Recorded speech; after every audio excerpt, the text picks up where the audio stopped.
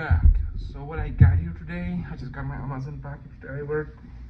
It's about 7 o'clock right now in Georgia, and I got two knives here. This is the one I got delivered last week. This is the Buck 112 Slim Heritage. Right here, this is the, I think carbon fiber handle. Not a carbon fiber, I think this is more like a FRN kind of some fiber reinforced nylon. And here I got its bigger brother. This is also made in USA. Both of them are made in USA, by the way.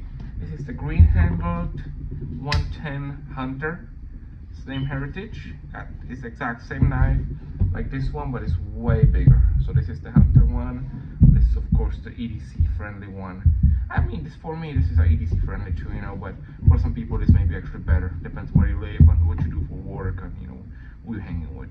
Okay, so basically the blade is about 3 inches on this one, 3/4 on this one, 420 steel from Buck USA, made in 2026 of course.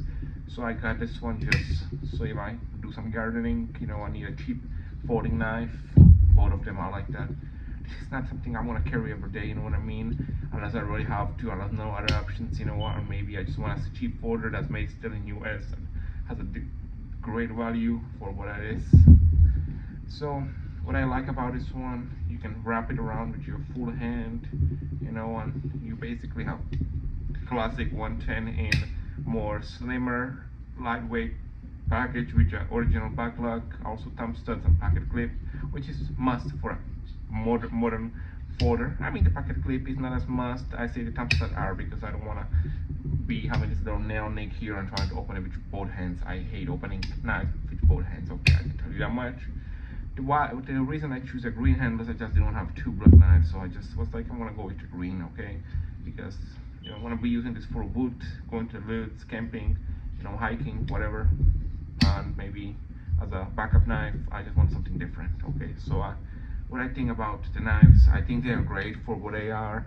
You're not looking for a $300 Benchmade here, okay? You're looking at something that anybody can afford. You can have it shipped overnight from Amazon. So let's say, in my case, if I travel and I go to a hotel and and I can order that overnight and have it next day. If I'm in some other state or something like that where I didn't bring my knife, which is very rare, but sometimes it can happen.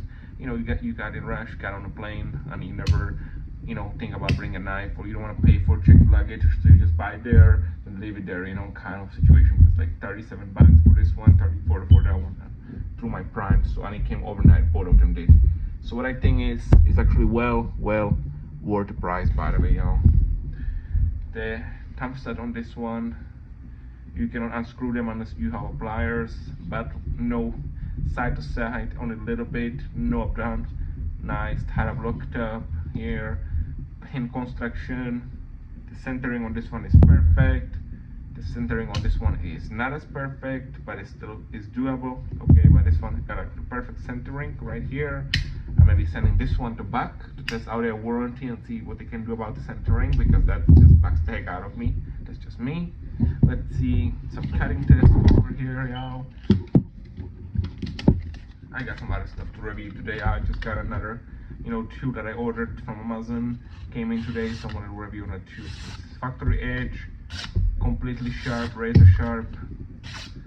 And if y'all wanna wonder, yes, it's hair shaving sharp. All right, so this is the Buck 110.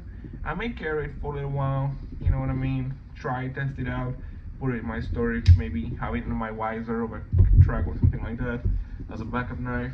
If I need to go somewhere, let's say I'm going to be swimming at the ocean and I don't want to get my nice EDC rusty, I may just take this one and say, what, I think I like this one just to have it. I just wanted to have one. I was like, what, since I have the 112, I may get this one, because they are cheapos. You don't have to worry about ruining them, breaking them, use them as a screwdriver, use them as a pry bar, you know what I mean, if that's what you use your knife for. I don't, but if I need to, I'm gonna be losing 37 bucks, not 370 bucks, when I'm Microtech or Benchmade, and so I'm looking at it like it's US made. It's made by a very good company named Buck, okay, knives since 1902, very legendary. You got a forever warranty, as y'all can see famous forever warranty. That means 70 years from now, my grandchildren can grab this and send it back to Buck, you know what I mean, and get it fixed, whatever, for free. I mean, no comment on that. That's a great thing. Even if you pay 37 bucks, 2026, 2076, you know, it's gonna be still basically a knife you can use and still get the warranty done. Okay, and that's a good thing. What I think about both of them, I think this one is probably better for EDC, for somebody that's looking for a small knife to open boxes, stuff like that, prep food. This one is more like a camping, hunting knife, skinning knife, fishing knife.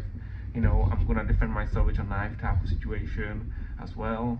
It's also great if you need to chop some wood, do some, you know, kind of wavelength, campfire, whatever. You know, more capable, let's put it this way, than this one. Both of them are gonna do just fine. Depends what you do. If you're just looking for small tugs, everyday carry, I say the 112 is the best. If you're looking for something to take outdoors, the 112 is awesome, alright, but it's not something you want to carry in your pocket every day for most people. It's just too big. The pocket clips, I like them. They did carry. They carry pretty well. I want to show you right on this paper.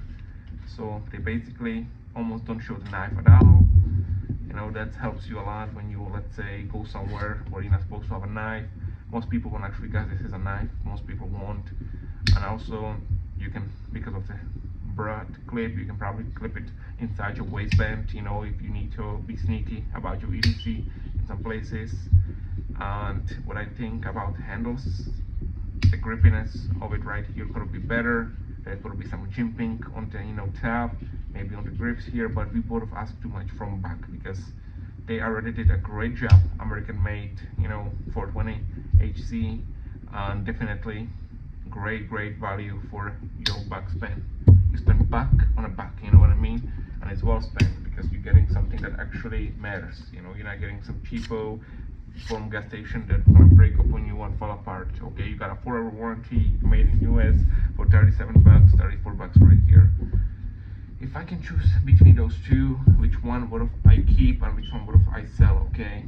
I'll be honest with you, it's very hard to say because I prefer the big size knives, you know, but if I'm gonna go buy, if I can legally carry it, you know, in my state, doesn't really matter, but if I travel, I would have just keep the 112, that way I got something under 3 inches, you know, blade.